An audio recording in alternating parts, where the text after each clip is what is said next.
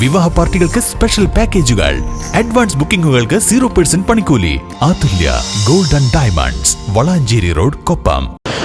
വലിയൊരു തട്ടിപ്പുമായി ബന്ധപ്പെട്ട് നജീബ് കാന്തപുരം MLAക്ക് പങ്കുണ്ടെന്ന ആരോപണം ഉന്നയിച്ചാണ് DYFI ഇന്ന് MLA ഓഫീസിലേക്ക് മാർച്ച് നടത്തിയത്. മാർച്ച് വലിയ സംഘർഷത്തിലേക്ക് നീങ്ങി, പോലീസ് അത് ശാന്തമാക്കി. മാർച്ച് നടക്കുമ്പോൾ തന്നെ ഈ ഒരു DYFI പ്രവർത്തകൻ MLA ഓഫീസിൽ കരിയോയിൽ ഒഴിക്കുകയുണ്ടായി എന്നാണ് ഇപ്പോൾ പറയുന്നത്. ഇപ്പോൾ പുറത്തു വരുന്ന ദൃശ്യങ്ങളിൽ നിന്ന് നമുക്ക് മനസ്സിലാവുന്നതും അതാണ്. MLA ഓഫീസിൽ കരിയോയിൽ ഒഴിക്കുന്ന ഒരു സംഭവം ഉണ്ടായി. അതൊരു ജനപ്രതിനിധിയുടെ ഓഫീസ്. ഇത് ശരിക്കും ജനാധിപത്യ രീതിയിൽ അങ്ങനെയൊക്കെ സംഭവിക്കാൻ പാടില്ലാത്തതാണ്. ഇതിനെക്കുറിച്ച് താങ്കൾ, KPCC സെക്രട്ടറി B. ബാബുരാജ് നമ്മോടൊപ്പമുണ്ട്. താങ്കളുടെ പ്രതികരണം?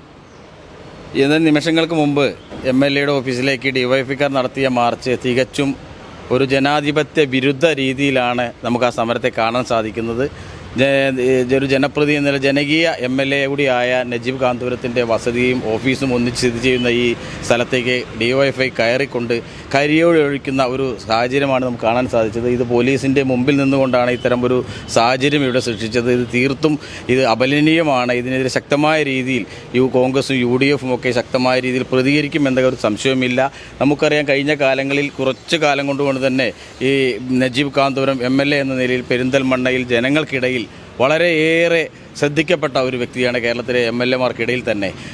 അദ്ദേഹത്തിനുള്ള ജനകീയത, അതിൽ വിരളിപൂണ്ട LDFും അതുപോലെ തന്നെ DYFIക്കാരുമാണ് ഇത്തരം ഒരു സമരത്തിന് നേതൃത്വം കൊടുത്തത്. ഇത് തികച്ചും നമുക്കറിയാം, ഈ സമരം നടത്തുന്ന DYFIക്കാരോടും അതുപോലെ ഇതിൻ്റെ നേതൃത്വം കൊടുക്കുന്ന CPMകാരോടും ഇത് ഉദ്ഘാടനം ചെയ്ത നമുക്കറിയാം സരിനെ പോലുള്ള ആളുകളോടൊക്കെ പറയാനുള്ളത്, നിങ്ങൾ ശിവൻകുട്ടിയുടെ വീട്ടിലേക്കാണ് ആദ്യമായി മാർച്ച് ചെയ്യേണ്ടത്.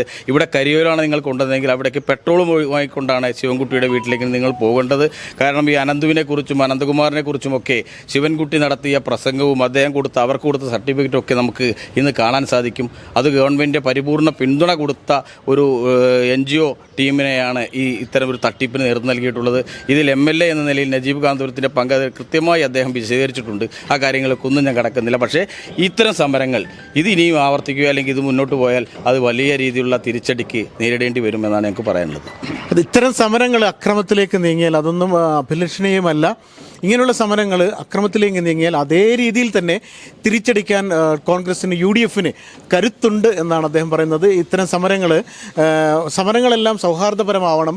അത് വേറെ രീതിയിലേക്ക് കടക്കുമ്പോഴാണ് അക്രമത്തിലേക്ക് നീങ്ങുക. അപ്പോൾ അങ്ങനെ സംഭവിച്ചാൽ തിരിച്ചടി ഉണ്ടാകുമെന്ന് കോൺഗ്രസ് നേതാക്കൾ പറയുന്നുണ്ട്. ഇപ്പോൾ കോൺഗ്രസിൻ്റെ ബ്ലോക്ക് പ്രസിഡന്റ് ആനന്ദനുണ്ട്, അതുപോലെ MLA ഓഫീസിലെ മറ്റ് ജീവനക്കാരെല്ലാവരും ഉണ്ട്. ഇങ്ങനെയുള്ള സമരങ്ങൾ അക്രമത്തിലേക്ക് നീങ്ങാതിരിക്കാൻ നേതൃത്വം തന്നെ ഇടപെടണമെന്ന ഒരു മുന്നറിയിപ്പ് കൂടി അദ്ദേഹം പറഞ്ഞു വയ്ക്കുന്നുണ്ട്.